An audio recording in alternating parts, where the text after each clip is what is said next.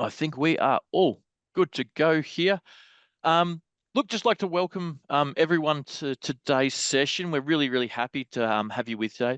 My name's Blair. I'm from Newbook. I'm the head of solution architecture here, and I'm pretty excited to be joined by Dave Bassler today. He's the Chief Strategy Officer at OHI.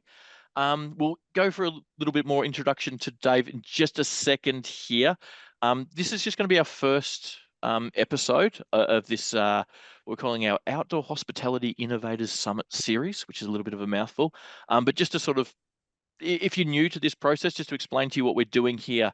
We sort of started this in 2023 as a live event at OHI, and we've sort of just wanted to bring people together, share some thoughts, some industry insights, and some practical strategies. So we've sort of moved it into the webinar space because it was really it was quite popular. And people said, hey, we want a little bit more of this. So, hey, look, let's shift it to a webinar. So we're doing this sort of a quarterly webinar series. We're still going to do the sort of annual live summit of part of the OHCE conference, which you'll see a little bit of email and news coming out about that soon. But for today's session, look, there's always a lot of interest around data. So today's session is going to be called Understanding Key Business Performance Insights. So we're just going to cover across some basic stuff and start to get a little bit more in depth for like, what data should I be paying attention to? What are my key metrics? What do those numbers actually mean? What decisions can I make off that data? And sort of what's worth time spending on? So most parks sit on like this absolute treasure trove of data that they can look in and dig into. It's in your booking system, it's in your head, it's in your pieces of paper around the office and stuff. And it's more about how do we use that? How do we effectively take that? So we're going to dig in, but just before we do that, just a couple of little things of housekeeping. If you could make sure you stay on mute during the session, just to avoid any background noise, any cross sort of talk or anything along those lines. If you have a question, please pop it in the chat sort of as we go through. If we get a chance during the session to answer them, if it's an ad hoc question, we'll try and do that, but we will go through. We've left a whole bunch of time at the end for Q&A. So pop those questions in there and we'll get to them definitely at the end. And yes, this session is being recorded. If someone's coming in or someone backs over a power head or something during this session, not a problem. We'll have it recorded. You can come back to it later. So without further ado, David, before we get into the data and stuff, if you just want to tell us a little bit about yourself and sort of what your role there is at OHI. Hey, all right. Yeah, no problem. Thanks for the invite, Blair. It's always good to see you. And thanks for Great to have joining you us, on. everybody. Like Blair said, I'm David Basler. I'm the Chief Strategy Officer at OHI, Outdoor Hospitality Industry. And I always love talking about data because it's big part of my role as Chief Strategy Officer. We don't make a decision at OHI without looking first at what the data and research tells us. So that's a big responsibility of mine at OHI, and I passionately, literally believe that all outdoor hospitality businesses, regardless of size, whether you're a 2-site park or a 2,000-site park, anything in between, you can see great improvements to your bottom line and organizational efficiency by tracking data and using that data to make data-driven decisions. So I really am excited to dig into what we're going to talk about today. And again, thanks for the invite. Great to have you along. So without any delay, let's sort of rip in. So why data-driven decisions actually matter? So if we look at some of the stats, is basically data-driven organizations are 23 times more likely to acquire customers, 6 times more likely to actually retain those customers, and 19 times more likely to be profitable. So those are like some wild numbers. And sometimes people think, maybe, hey, if that's Facebook or Google or whatever, like it's only for the bigger companies. The fact is that research and study is done over all sizes of businesses. It applies to every property. So it's not just the fact that I could know a little bit more, I could improve a little bit more. It actually will have a significantly large impact on your business. Make smarter decisions. You're not guessing. Even I know, being at property myself, the biases you have, where if someone asks you a question, you'll come up with a stat and you actually go look at it and you're surprised how wildly off you are. And this is even someone who's a little bit attached to statistics and data myself. So, um, David, when we're sitting there and we look at, you probably see more operators than most in any given year. You're in touch with a lot of people. Um, when you look at the industry as a whole, are you starting to see more operators like really rely on that data, or dig into it a little bit more? Are you seeing that people like are hungry for that data and know that that is impacting their decision making? Oh, definitely. There's definitely been a shift. Operators that I talk to, and again, it's the OHI membership is broad, right? We're all over the country. We're in small parks, large parks, mega parks, doesn't matter.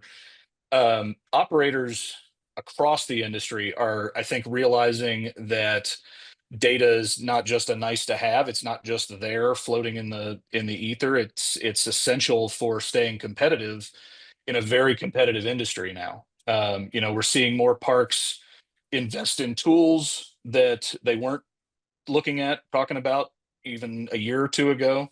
They're analyzing their occupancy and booking rates and optimizing those rates and staffing, and they're looking at revenue by site type and guest demographic, all of those things. And we'll talk about this, I know, as we get going here, but all of those things are essential to making good decisions. And again, whether it's a large multi-park operator or a small independent park, embracing that data in really creative, practical ways and tracking it on a regular basis is what I really push people to do, right? You can't, this isn't a one and done thing. This is something that you have to continue to do and watch on a regular basis, but it's really not that hard, right? It shouldn't be scary. No, no. And have you seen, I suppose it used to be, if I go back when I was in the industry, just sort of years and years ago, it was really primarily occupancy. It was like people just hyper focused on that.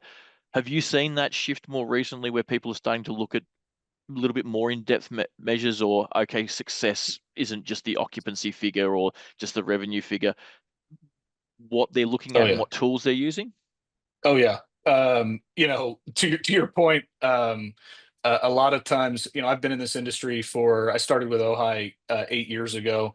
Um, I remember hearing things along the way like, we're doing great. We were full on the 4th of July, kind of thing.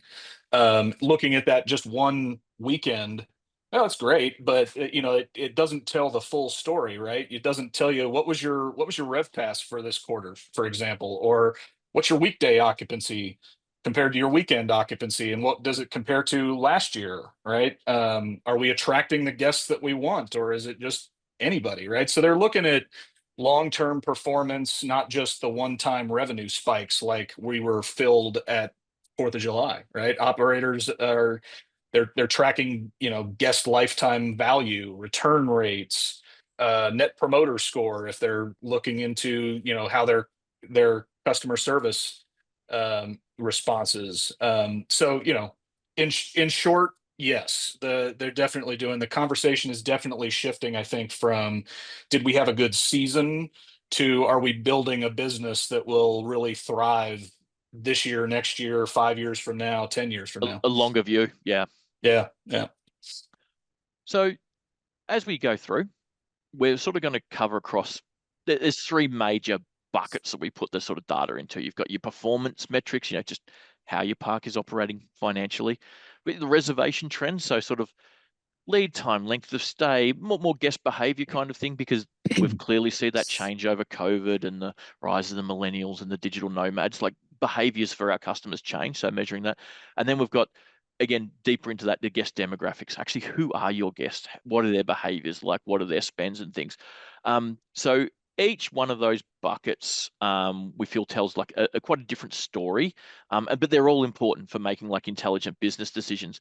But for today's little episode webinar, We're going to just focus on that first one, the business performance metrics. So just really foundational stuff, looking at occupancy rates, revenue performance, and a couple of more advanced metrics. So um, just to let everyone know, that's kind of a little bucket we're going to focus on today. We'll probably look into the other buckets in further episodes, but that's just what we're going to cover across today. So as we go through, um, first I'm one, looking forward to those next two uh, yeah, where we get a little additions, bit because that's, I deeper mean, into that, it. yeah, well, and that's the way I think of data, especially in our industry, is that's kind of like a three-legged stool, right? You've got the performance metrics that we're going to talk about today, but those reservation trends and guest demographic pieces, without those, the stool topples. So it's definitely, you ignore one and you risk imbalance, basically. And I tend to feel, again, in my time through the industry, they sometimes used to take like the difference in traveler from that visited in 1975 versus 1985, probably not that different. The difference in traveler between 2015 and 2025 has probably changed like four times. Like it's a far faster paced change, more fluid sort of environment than I think we've ever seen before. Oh yeah. Well, I mean, just in the last decade, camping households have increased by 25%. So, I mean, and I think the number on active campers, people who are actually camping at least once every year, I think has gone up like 65 or 70% in that time frame. So, yeah, things have definitely changed in Yeah, recent years, for sure. quite a jump, quite a jump. Yeah. So Yeah. I suppose let's tick off the big one, and I sort of mentioned it before, occupancy. Like most people do track this, although interestingly enough, I think sometimes this is the one when I speak to people, the perception is a little bit different to reality. We're like, oh yeah, there's 2 months of the year where I'm 100% full, and the rest of the year I'm at about 50%. That means I'm probably like 75% year round, and it's not quite there. Or people are like, oh yeah, we do really well because they hyper focus on that sort of Friday, Saturday, Sunday business versus, well, hang on, what is it, Monday to Thursday? So, um, yes, most people know their occupancy, but are you having a look at that at a closer level? So, question for you, David. Are you seeing that people are treating their occupancy better? I think there was always the old, I worked in revenue management, the old adage of, well, if you're at 100%, maybe you sold too cheaply. You know, being 100% isn't always a good thing. How are you seeing that perception of occupancy and how we treat just the occupancy figure change over Yeah. time? So one of the things that I have been known to say in the past is occupancy is kind of the canary in the coal mine that you can use, right? It's one of the first indicators to signal whether demand is softening, your pricing is off, or your marketing isn't hitting the mark, whatever it might be. But you don't know what those things are until you start testing stuff, right? And it's also not about being full, like we mentioned earlier. Just because you're full on the weekend doesn't mean that your business is going to be thriving, right? You want to look at occupancy in a bigger picture over time and by segment. What's your occupancy on weekdays, on the shoulder seasons, on various site types, to be able to get the full picture, right? It's it, it's one of the it's the starting point, right? Yep. It's the entry point into a data driven strategy, is starting to look at your occupancy. And it's also easy to track, right? It's probably the easiest of the data points to track. The insights are immediately actionable that you can do stuff with. Um, but to your question, are we seeing parks diving more into occupancy? I think we are. I think a lot of businesses in our industry are looking at those shoulder seasons and targeting those times and weekdays with more curated experiences and activities and events and bundled promotions and that kind of stuff to get people to, especially in the summer months, to get people into those days when they're not full, quote unquote. Yep. They're starting to rethink their site mix a lot. I think especially with the growth of glamping, I think they're looking at what the um, what the younger generations are driven to when they come to a campground, not only in site types but also in activities and that kind of stuff. So Yeah, I And I think. think Oh, sorry. Go ahead. it's, I was going to say it's one of you mentioned a couple of those packages and things. I think people are starting to be a little bit more creative with strategies or ideas to entice people into those once they can identify those as like, hey, Hmm. occupancy is great, but I was really empty Monday to Friday, or whether they're offering stay extensions, or Yeah. stay X amount of nights, pay for only X to try and lengthen that sort of stay out. um I think that is something we're definitely seeing as well. People are being a little bit more creative, as opposed to just, well, what if I make those nights cheaper? And that's Yeah. all that used to be the one trick in the hat. Yeah. You don't have to lower your rate, right? People who are coming to your park to camp already are there. And to your point a second ago, adding an extension promotion, or adding a bundle package of some sort that gets them doing something else that then drives more ancillary revenue, right? It's getting them there to get the taste of whatever it is. And then you can really get creative and make a lot of ancillary revenue without having to do a whole heck of a lot, which is great for even the smallest parks, right? If it's you got you and one other person, it's a couple running a campground. You can do these things because And most of it is automated.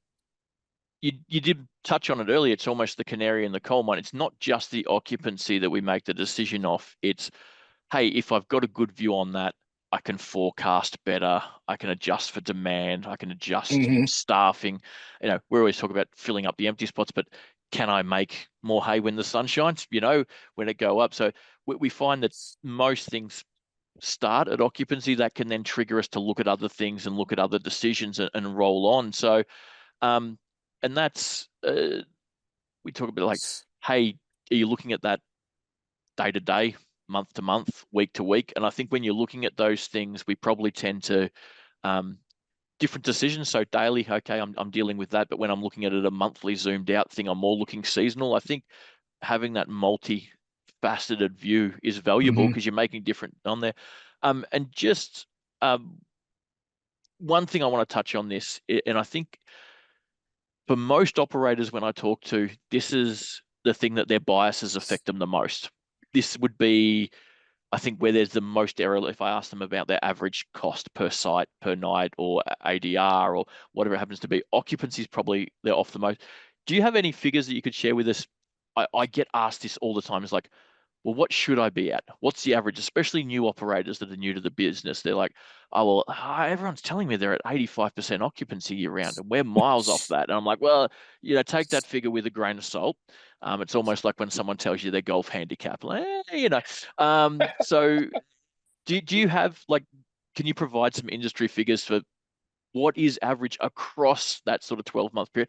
Now, I know we've got seasonal parks that are intentionally closed. It's for 5 months of the year, and we've got year round. And it's Sure. the spectrum of OHI members is vast, absolutely vast. But if we're sort of ballparking people are just looking for a bit of certainty, like, well, where can I sort of benchmark myself against?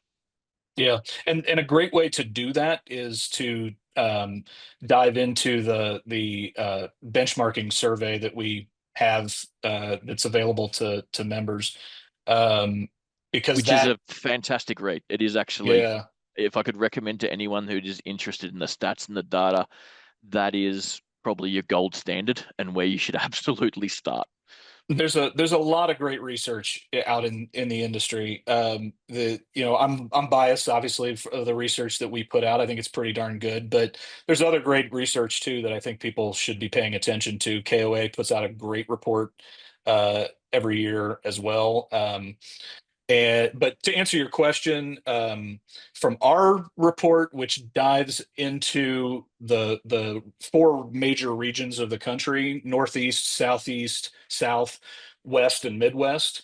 So you can dive into that report, and if depending on where your park is, you can dive into specific regional data, which is helpful. But nationally, across the board, that ranges usually between, I would say, 45 and 55% is a good range to be in. Obviously, depending on parts of the country, times of year, I mean, that can spike as high in peak months up to 75% or more. But then you have to consider that in your off-peak times, it can dip down to 20, 30% sometimes too. So I hear the same thing that you mentioned a minute ago of, when I got into this industry, I was told somewhere along the line that my occupancy was going to be at 85% all the time. That just is not, I mean, anyone who's been in the industry long enough, they'll tell you that's not the case. Absolutely. So let's track through next one. Sort of other key metrics that we look at. So we've got on the screen here, you see total revenue and ADR. So this is really tracking performance beyond just that.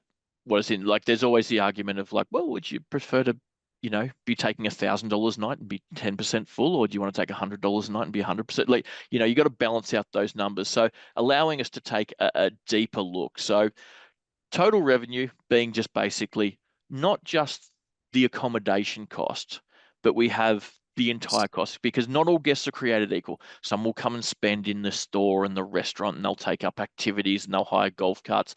Other people will be very, very thrifty and won't spend as much. So not even all guest nights and all occupancy and all guest night stays are created equal. And then you've got the old traditional one, average daily rate. What am I selling? A site or whether it be a tent or a yurt or anything, what am I getting per night? And looking at that. So it's really that gives you a little bit more look into I think the financial health of your park.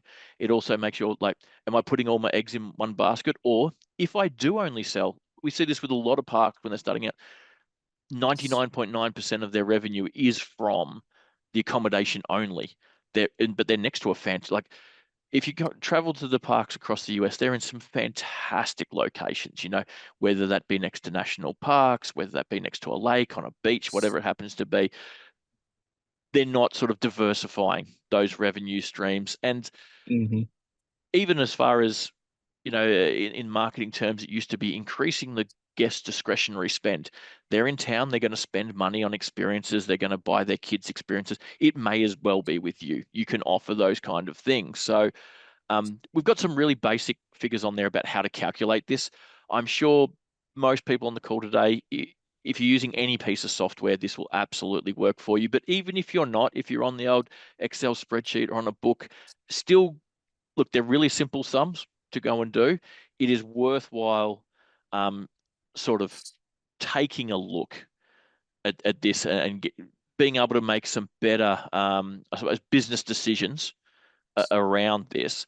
Um, The thing that's really key here for, in my opinion, is you can have high occupancy, but if your ADR is low, you're potentially leaving money on the table. And you have the easy ability to simply, if you raise your ADR, if you can raise your ADR even a small amount, you are looking at big revenue difference in the end, at the end of the year or the season, without needing to even add a single new guest. You've mixed that in with a strong marketing campaign, and it just amplifies. I think that's, to me, that's the key, between looking at just your total revenue, and not looking at the secondary revenue at the same time, like rentals and stuff like that that you're referencing. But just slight changes to ADR can make a big difference. yeah, if even if you do the math yourself, like increasing your ADR by $1 or $2 per Hmm. night has a massive flow-on effect when you look at the amount of stays per year and nights per year that you add on. And I think the thing we want people to concentrate on with that total revenue is, okay, I want to get my daily rate up, especially my gross daily rate. A lot of people are like, well, dynamic rates, right? Okay, once I get to a certain occupancy level, or I should have different seasons and different midweek to weekends and demand. So that is one way to increase it. But the add-ons and the extras, do you sell firewood? Do you sell ice? Are you making these available online? There is many different ways to sort of pull that lever to get that figure up. If because some people are quite gun shy about changing their rates because they're like, oh, we have a lot of return guests who we don't want to upset. Um, and I think honestly, like we maybe get a little bit hung up on that because everything increases every year. No one truly expects that if I'm coming to your park for 15 years straight, that I'm going to pay. I mean, there will be some. I'm sure we've all met them in our parks before, but you know, most reasonable people wouldn't expect that I'm getting the exact same price per night as I got in 2005 as what I'm getting today. Hmm. Yeah, and Uh, there's also a lot of I get asked the question a lot of, what's a good ADR to aim for, right? And it's similar to the occupancy rate question, right? It depends entirely on your location, your seasonality, the type of accommodations you have, but there are some good, you know, ballpark ranges that I have heard, just from talking to people, smaller parks and budget friendly parks, are usually in the, let's say, 35 to 50 range, and that can go all the way up to into the $100 plus range if you are a, high end resort or glamping property. But and especially when you add other amenity stuff in, I think the absolute number, whether it's, it's growing over time, you want to compare yourself to other parks in your area, your region. And again, the benchmarking survey, I think, is a good place to start there too. I think that's an excellent point. Like, look at the bench because a lot of people I know will go and take a look at their competitors' websites and things like that. And traditionally, the price listed on the website ends up actually being a fair bit higher than the reality because there's discounts that are applied and there's length Hmm. of stay things, and very much it can be a wildly different effect between someone who maybe is a 95% transient park versus someone who's only a 75% transient park. So um, Completely. Yeah. those I think again that's where the benchmarking survey can really cut through the noise and give you a more realistic answer.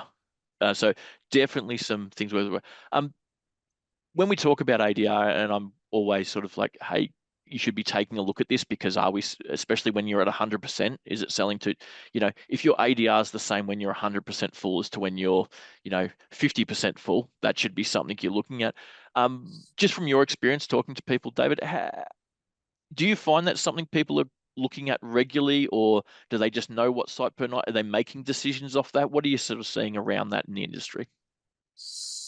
Um, I think the people who are paying attention to it are the folks who, well, one, understand the importance of it, but also have the data at their fingertips. And if you're using a quality PMS system, you have that data at your fingertips, right? That's something that can easily be pulled in a report. You tell it what the range is, and it outspits what your ADR is. So I think it's my short answer to that is, people who have the tool at their disposal are Hmm. tracking it, um, and people who don't, That unfortunately.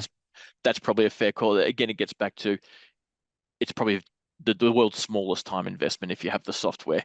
If you Hmm. don't, it's probably a much larger task, especially we tend to find that people who don't use the software have less staff. So it then becomes more of a burden. So Yeah. that's a good point there.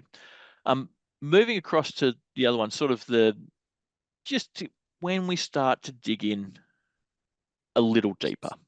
So we have these are sort of key ones, average length of stay. So we talk about this from a couple of different points that if you're offering a discount for a longer stay, that means the total stay booking will be more. It also, when you're dealing particularly in sort of short-term transient, if you can extend that length of stay, it means you're getting more Thursday bookings, you're getting more Monday bookings. And if you are offering those extra experiences, value adds, and things along that. It's another day they're spending in your park. It's another day they can buy some stuff from the store. It's another day they can hire a canoe. So we really like, and that I think is probably even it's one thing that's wildly impactful if you run the data that if you can extend your day by like just point one of a day or point two of a day for your average length of stay, the impact of that to your business is huge. So we sort of see people like, oh, okay, midweek special, stay for 3 or 4 nights, get 1 day or 2 days free, midweek Hmm. specials. It allows you to get more value out of that customer. So if we look, again, I know we're pulling things from the industry outlook report and stuff. Uh, when we talk typical lengths of stay, what do we, again, you probably see a significant amount of regional variation through that, like Oh, obviously totally. Yeah, across there. it So, totally varies by region. Nationwide, it's I think the average from last year's report was 3.7 nights nationwide. But we see a longer stays in the South due to snowbird traffic and yep. milder shoulder seasons primarily. But in the West and Midwest, the average is closer to 2 to 3 nights. And I think to your point, operators who are tracking average length of stay are using it to create some really, smart um, next steps, right? Like they're looking at minimum stays during peak weekends or midweek incentives to extend those short visits. And longer stays improve operational efficiency ultimately, right? That reduces the gaps between bookings, so it's a win on all fronts, you know? And even I think if you have cabins and stuff, there's a knock-on effect of, hang on, that's less linen changeovers, it's less Hmm. housekeeping, it's less Yeah. maintenance staff. And I think that insight can sometimes tell you a little bit about your guest as well. Like if you're at the sort of 2.3 to 2.7 range, okay, you are really in that little weekend, and 3.7 if we look at that average.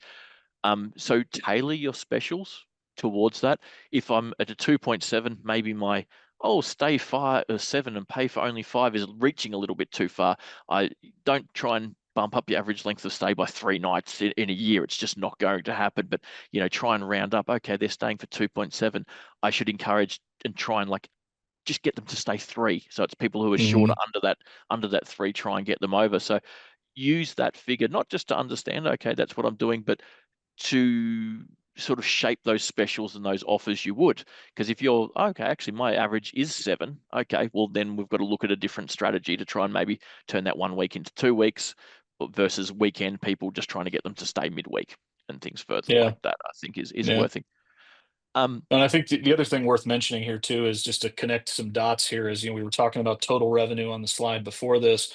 That good way to look at that, in my opinion, is it tells you what happened, but the average length of stay and the rev pos and go pos help you understand why it happened, and to be able to take that information and formulate a plan on what to do next in order to better your numbers.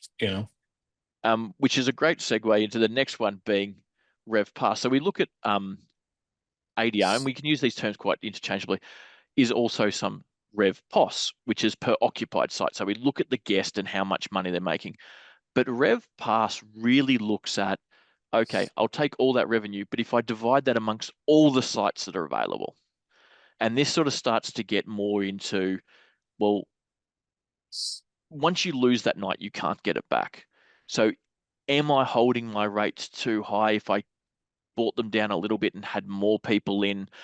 It actually looking at your revenue, what I'm earning per individual site, not what guest is there, but what each site is earning to me, and you can look at that sort of number in both. So I think that's always, particularly for people that run at a sort of very, I say, let's say mid-tier occupancy, that where you've got to make that decision. Well, do I want more people in and get more, or do I want to put the rates up a little and move that? So I think always that is worth looking at, because it's not just the guests that are staying; it's really taking into account the guests that aren't staying as well. Did you Hmm. see that being looked at, like the per occupied versus per available usage? I know in the hotel landscape, they're like, well, hang on, that room is empty. It's empty. We didn't earn money on it. They look at that more because it's really down to how much value am I deriving from the asset that I have. Yeah. Yeah, I would say, to your point, hotels uh, used RevPos and GoPos more than anybody, right? I mean, that's their probably their two biggest metrics. Even for our industry, though, RevPos I think is probably the best lens we have for true performance. It's you can't only track occupancy, right? Because if you do, you're going to miss things, like pricing being too low, right? If you only track ADR, you might miss gaps in demand, right? RevPOS shows you both of those, so it's a good window into, whether or not in my opinion, it's the best metric that you can look at. And unfortunately, I think a lot of campgrounds currently, right now anyway, are not really looking at these two metrics. They're looking at average length of stay, they're looking at occupancy, they're looking at ADR, but they're not looking as closely at these two. And just for those that might be new to these figures, that's really, you can look at your occupancy and go, well, that's about right. And I can look at my ADR and go, okay, look, I'm pricing things about right. I'm making good money out of the people that are coming and staying at my site. But those 10, 20, 30 sites that are sitting there empty, this really takes it into that as like, what harm are those empty sites doing to my business or are not doing to my business? Where can I adjust that? The other figure that is quite obviously similar, but again, we're looking at occupied, so this is the rate we're deriving out of the guest. A lot of people, I think, tend to look at the ADR. But when we're looking at the gross, because again, I think we touched on a little earlier, not all guests are created equal. You might have families that come in and absolutely spend a bundle of money in the park, all the extra ice creams, the s'mores kits, the Hmm. firewood. They want to hire the bikes and the go-karts and things like that. And you might have people that are fully self-sufficient travelers that come and land. So they're all paying, let's say, $55 a night for their full hookup site. But what are the extra value? That's when we're looking at that the GoPlus, the gross revenue per occupied site is, I think when we look at those, you can look at them holistically as a park, but I think when you segment them down to like, are the people who are staying in this type of site deriving more value than this type of site? Or are the people that come from this booking source more than that booking source? So it enables you, I suppose, to see which guests are more valuable. So where you should spend your advertising or marketing dollars. Um, Again, just as far as what's the blend we want in the park? What should we be Yeah. chasing more of? I know, for example, some people go, well, I don't. You can see it two ways. This type of person, do they not visit my park very often? Or am I just not catering for that type of person? What can I do to make my park more attractive to that segment that is more valuable? Yeah, demographic is another piece that is good to look at here too. Which is coming in It chapter 2 of the, Yeah, we'll get into that a little bit more. for sure. Um, so those key metrics, when you sort of look at that, I think you said they're the ones that people that I think, especially in the lean times, maybe don't look at the whole picture as much. Um, it's just it's not just the accommodation cost. I think that's what we're trying to get stressed out. That there's a lot more to it than that. So again, I think like we try and put these webinars on to appeal to everyone. Odds are, if you are using a software system, these should be relatively easy. You should have these in seconds or minutes and things like that. It is more difficult without one, but certainly your PMS will have these figures or have a way to calculate these figures really quickly. It's something that does not take a lot of work. It's just something we want to stress that you can, there's probably a report that you can click on now and you could have this. Um, it only takes a short time to sort of look at them. So we click across the next one. When we're talking about these metrics, we want to, what can you do to increase these? So what are the things we can do? So if we look beyond just the sort of, hey, I've set a couple of seasons and a couple of things, what else can we do? What can we do to get that extra revenue? So I think dynamic pricing, like I always, when I speak to hoteliers, I'm like, they could learn a stunning amount from the outdoor hospitality industry. They kind of um, there's a lot to be learned, particularly around customer service and things like that from there. I think in the reverse, probably something that a lot of other industries got into earlier than the outdoor hospitality is dynamic pricing, and we see some amazing rates. It can just be some rules there where, you can set some intelligent rules and you can have the system make adjustments for you as you go through. I think it's relatively still new to the industry. What are you seeing as the take up or the pushback against dynamic rates in the industry there, David? Small changes make a big difference too. That's the other thing that just like we've talked about it a couple of different times.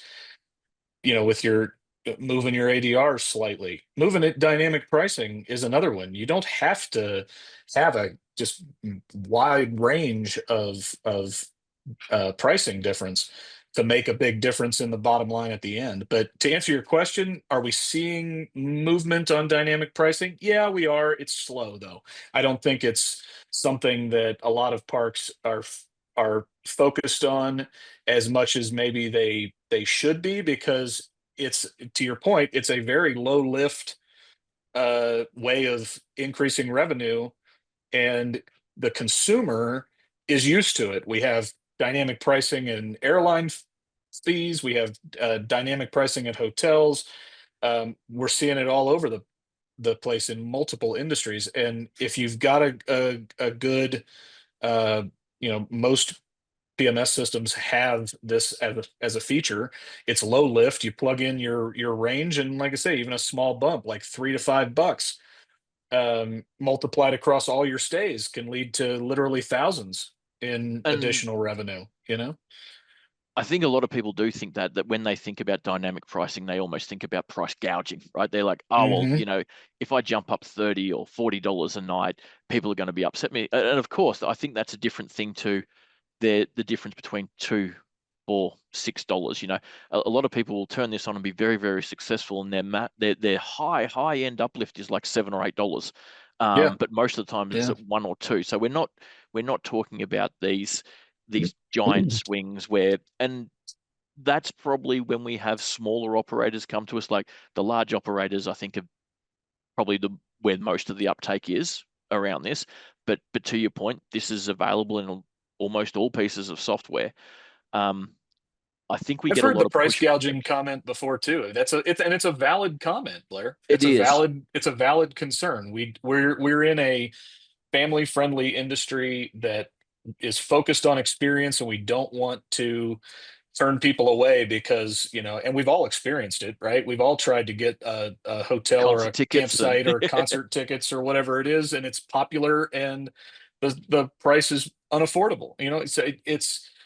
It happens. But I think the thing that people need to focus on is you can do this and make good revenue, see good revenue bumps with a very small change that no one even notices. yeah, and I think most people are not accepting that I'm going to get the exact same price on the 4th of July as what I am in the middle of January, right? It's Hmm. not like in your seasons or even the 4th of July versus the 23rd of July, right? People are not Yeah. expecting that that's going to be the same, but Yeah. Well, it Tim, doesn't I'm necessarily looking mean at the gouging. yeah, and I'm looking at the chat right now. Tim Murphy. Hey Tim, how are you? Good good to see you. Hope things in North Carolina are doing well. He mentioned a great point here. It also goes the other way. Price goes down sometimes. So, your camper sees a lower price and you get a booking that you may not have had otherwise. That's a And great that point. is an excellent point that is a And booking. That revenue, even though it's at a discounted rate, is money you otherwise wouldn't have got. You right, know, exactly. it's still revenue. So that is actually an excellent point. Um, the next one, again, we talked about these parks are quite often in some of the add-ons and activities, and there's sometimes a staffing cost that comes with this, but not always. So the ability to enhance the guest experience, and I think we see this as one. Look, it's a great revenue generator. That's good, but also I think it's that attraction to the park to coming back, especially in that family-friendly. But the kids are happy. The parents can take some time off if the kids are off doing some other Right. things. That's what You it's know, all and about, right? and a lot of them have these fantastic facilities and things, and a lot of them are free, and that's great as well.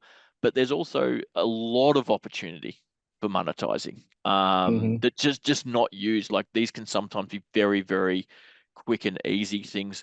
Um, the one thing we're seeing, and my children do this with me as well because they've been educated in the industry. If I book somewhere, they immediately go onto their website and see what else they can do and what they're going to try and shake me down for. Like, do they have stand-up paddle boards? Do they have bicycle rental? Do they have all these types of things? Are we getting a golf cart? All these type of things. So I would say as well, I think the one thing that's overlooked with this is people only look at what did they make at time of booking. You're Hmm. offering those steps through the booking engine.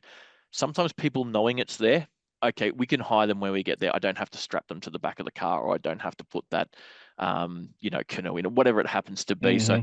ensuring that people know it's available even beforehand, I think can be quite advantageous. Yes, you've got to measure that revenue after. Um, do we like when you look across the industry?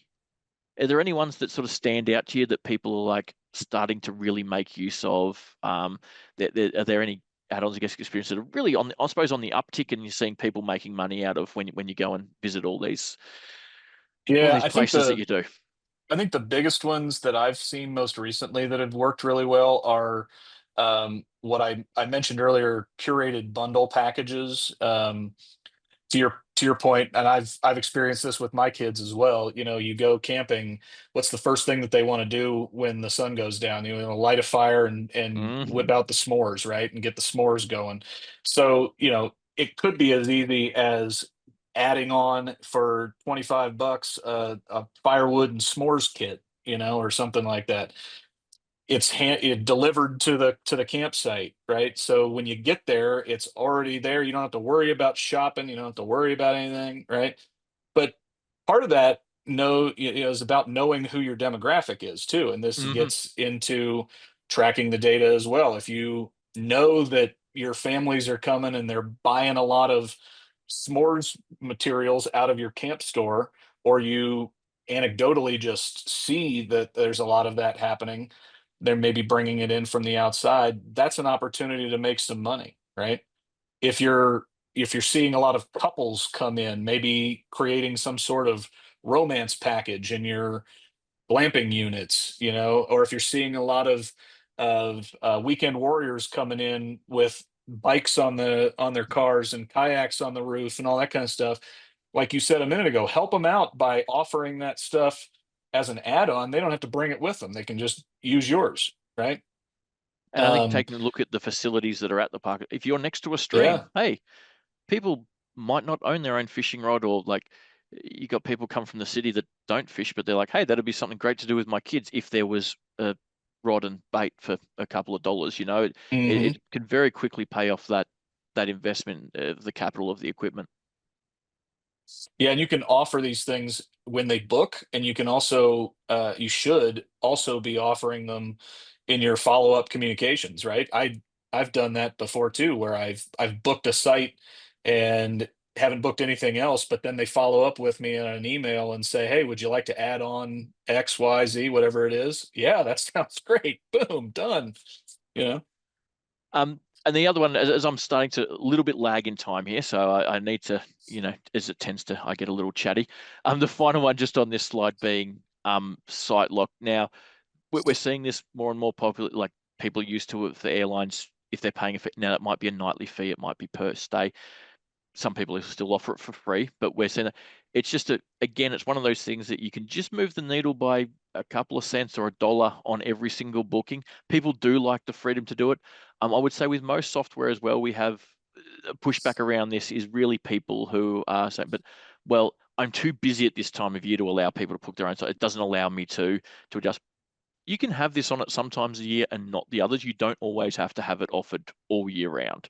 So that would just be the one thing we see a lot of it. Again, it's just these if you just make, you know, just a dollar here and just a dollar there and just a dollar there, it really does add up. It's sort of that compounding kind of effect.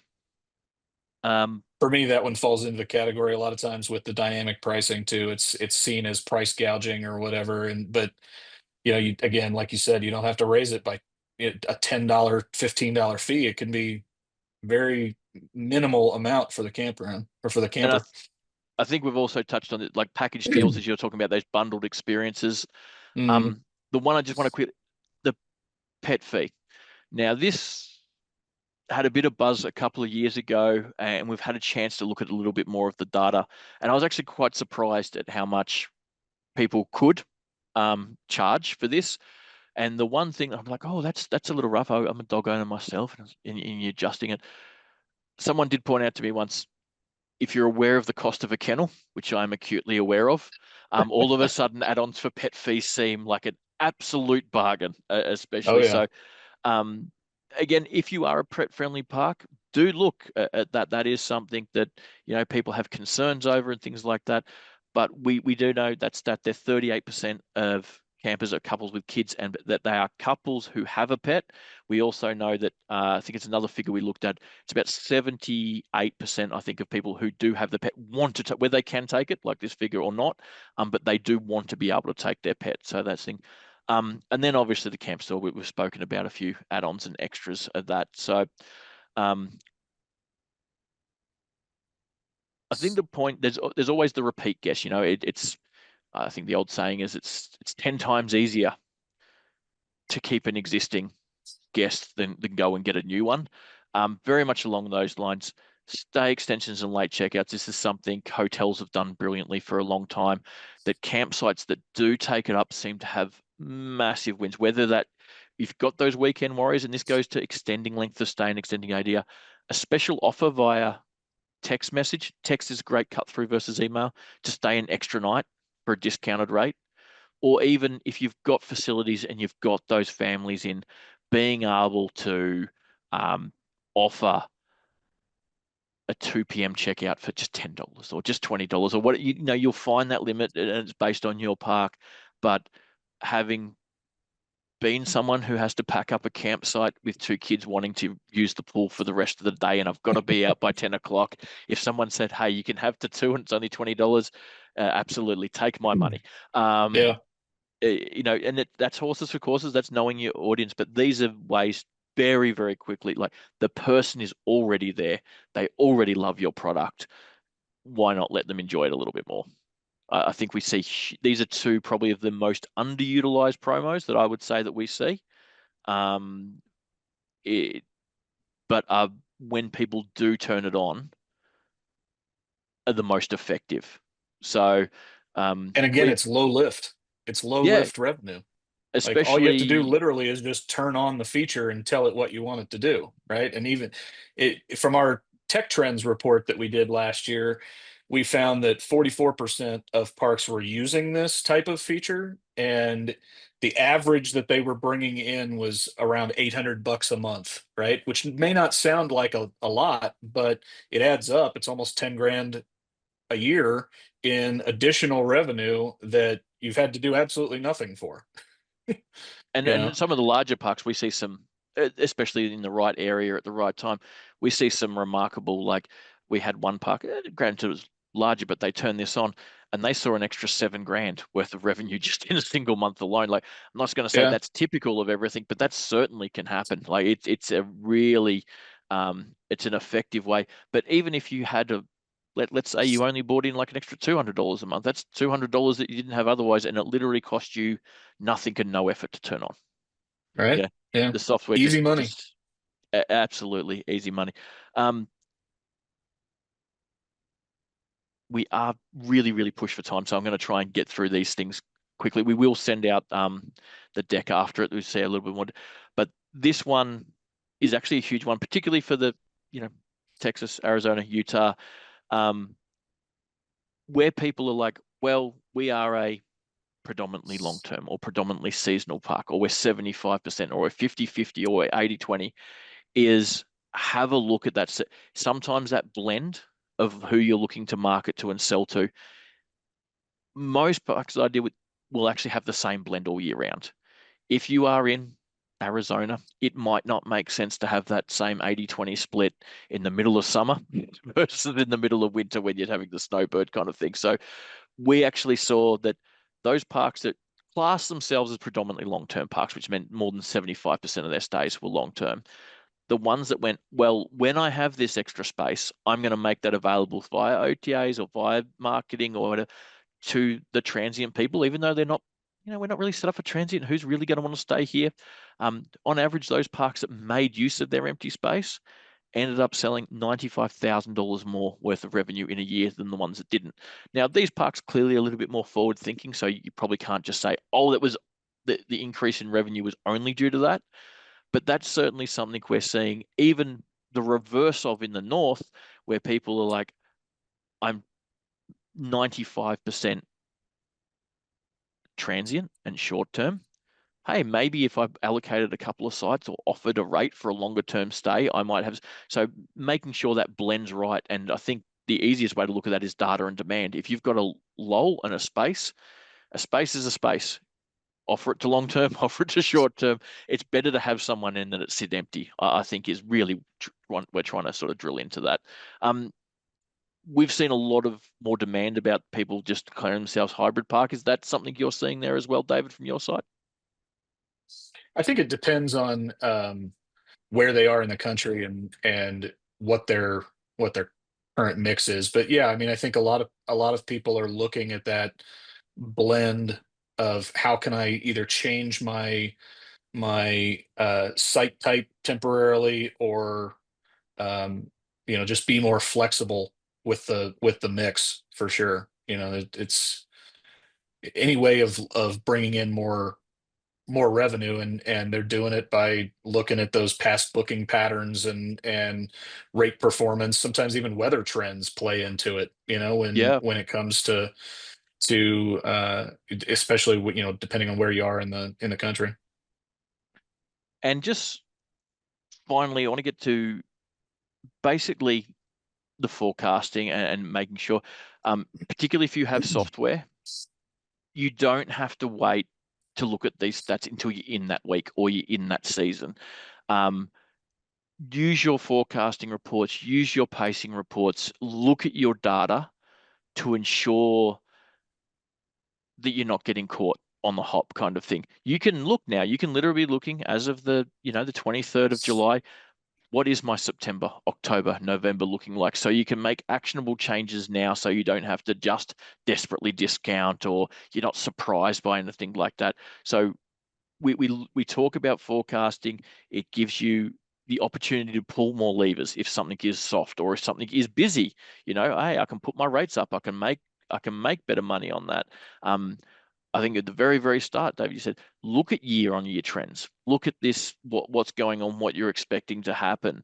Um, I think we see operators just allow a lot more flexibility in their business and a lot less stress if they are forecasting. hmm Well, if you're seeing that your guests are traditionally booking 30 days out, for example, it gives you the opportunity to start your dynamic pricing process 40 days out, so that you have the the demand when it's there. Or you can segment by site type is another big one, right? It allows you to forecast by the category to get a better rate on that particular site type, right? There's just lots of things that you can do when you look forward and It just gives compare you it to previous so years. many more options to optimize rather than Totally. if you're literally, okay, I have got to fix a problem, whether I'm too full or too empty or whatever it happens to be next week. That's I'm severely limited to what I can do to affect that. Um, hmm so which gets me to our next, and I promise final point, um, is we talk about making sure that you need to look at these things. And now I think we've stressed it doesn't take, there's just reports.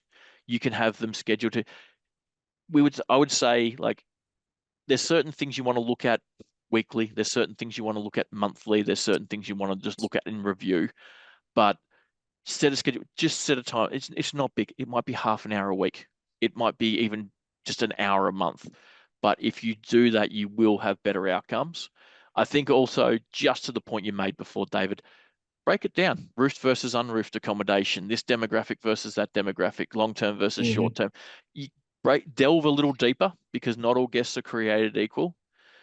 The other thing is when you do go and put these actionable things in to, like, I'm going to run a special to fix something 3 months in advance, or I'm going to turn on dynamic pricing to increase this, or whatever that might happen to be.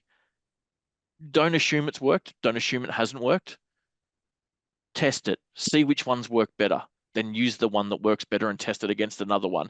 So track, adjust into that. But your software should be able to mostly do this for you. As I said, literally you could do things to your business that would have a massive effect just in one afternoon a month. It's not a thing. And most softwares will offer little classes, little help sheets, little guides. And I could only encourage you to look at that OHI industry report as well to actually give you a good point of where to start, give you a benchmark, and it's like, okay, I can move from there. So you know where your center is. Hmm. Um, I suppose finally, before we jumped into any questions, any last sort of question, sorry, tips or suggestions about keeping that regular cadence, making sure this is part of their business routine. I would leave everybody with, don't be overwhelmed by it. Stay small. Start with a couple of data points that are important, like the ones we've talked about here. You can start small, stay consistent, and just build that habit over time. You've got to, like with everything, right? Exercise or whatever it is, you've got to regularly do it in order to see a result, right? So stick with it. But it's, to your point a minute ago, the data is there uh, in your PMS system. Use it. Don't just have it be there and not take advantage of it. And if you do find it a little scary, a little intimidating, or you're not comfortable, you don't have to do all 20 things. Just start Yeah. with one. Just pick one, dip your toe in, see how that goes. Once you're comfortable with that one, then add another one. Again, any of these things, even in isolation, will have an impact. It's not finding one magic bullet. It's about just doing little baby steps will get you there. 1% better every day, as they say. Um, Right. Finally, I know we've had a few people drop off if we've run a little bit over time, but if you do have any questions, queries, um, asks, thoughts, please pop them in the chat right now. I would encourage you to do so. Pick David's brain while he is here. He has a wealth of knowledge there. But just as we're waiting for any of those things to pop through, David, really appreciate you for joining us today. Really Oh, of enjoyed your course. Thanks for the insights. invite. Look forward to covering off some of the demographic and other bits and pieces in the future. But I think there's plenty of things here that I would say, even really good operators who they know about these things, they want to do these things. It's just making the time to do that. I think sometimes spending an hour this month might save you 4 days in October, kind of thing. Yeah. It's less effort now. It's like preventative maintenance. Yeah. It'll certainly help you get through. Well, and I hope you don't mind a shameless plug here, but the Outdoor Hospitality Innovators Summit that happens at OHCE and the education at OHCE is another great way to learn about all of this kind of stuff. I mean, you know as well as anybody, Blair, we talk about data a lot when we're at conference in person. So look at those reports that are online and come to conference and learn even more. And for those that may or may not have the chat open, Dominic did ask for the report we're referring to. Bridget has posted a link there, so you can just click on that and download it through. There doesn't seem to be a whole bunch of questions, David. Whether that's because I talked too much and ran over time, I'm not sure if that's brilliant news because we answered every question they could possibly have, or I'm negative sure it was the because we latter. weren't that I'm sure it was exciting. the But latter. well, let's go with that. We'll probably just hang on here for like another 30 seconds or so just to see if there's anything to come through. But thank you all very much for joining us today. Really appreciate that. This will be available on video, will be allowed at a later, we'll upload it. We'll send out a PDF. We'll also send you out the schedule of the next 2 or 3 pieces if you're more interested in getting into that more demographic and breakdown and business segmentation kind of thing. But thank you all very much for joining us today again, and we look forward to seeing you. Oh, we have Bridget said there is Q&A, and I cannot see where it is. What am I? I'm missing something here. Oh, we have. Sorry, here we are. Sorry, it's in a different box to where I'm usually next to. So, Susan, can you recommend the best reports to look at within new book for what you discussed today? Absolutely. We can actually go quite into depth with that, Susan. Um, I will make sure someone reaches out. If you could just pop in the chat or somewhere what park you're with, I'll have someone actually send out an info sheet about which are the best ones, and they'll just come straight out of the box for you. Absolutely, that's something we can sort there for you. From Marshall Specimen, can I configure a RevPOS gauge for each site type? That is an excellent question. I think this is a new book specific one when we're talking about gauges. I think not for each site type, but I can get you a report there, Marshall, about having the ability to be able to see that at least on a report. Do we do automatic grid optimization again? Yes, we do. There's actually a couple of different types. You can do it on the fly in real time. You can have it automatically scheduled. There's a bunch of different ways to do that. We'll make sure the support team reaches out and actually that. Another question from Marshall. You're doing all the heavy lifting here, Marshall. We appreciate it. Does your extend your stay and late checkout upsell algorithm check for site availability first? Yes, it does. Checks for site availability. Also checks yeah, to make sure if you're doing an upgrade as well, checks for availability in category or extending the length of stay. Marshall, you've sent another one through. If you could also pop your park in and we'll make sure. So specific reports to track those extra stay extensions booked through the front desk versus the automatic ones, because your staff are selling to guests on site, which is fantastic. Getting out there, doing the customer service, asking them. Yes, as long as you have that, what we call inventory item or upsell recorded in the system, you'll be able to say how many were sold, when they were sold, and also who they were sold by, because some people are maybe a little bit better at the upsell than other people. So yes, these are all very quite new book specific questions, but I really appreciate them coming through. I think that is all. Susan, we've seen your one there. We'll have someone reach out to you and get that sorted there in at the Mountain Lake campground. Marshall, if you can pop yours in, there's a whole bunch of questions there. They're all really good ones. We'll get someone to run through those with you, but absolutely, they're all things you can do. And in that, I think we are all done. Again, David, Thanks thank for you very having much me, for joining Blair. us today. It was a lot of fun. Thanks for having me. No worries. Cheers, guys. Have a great day.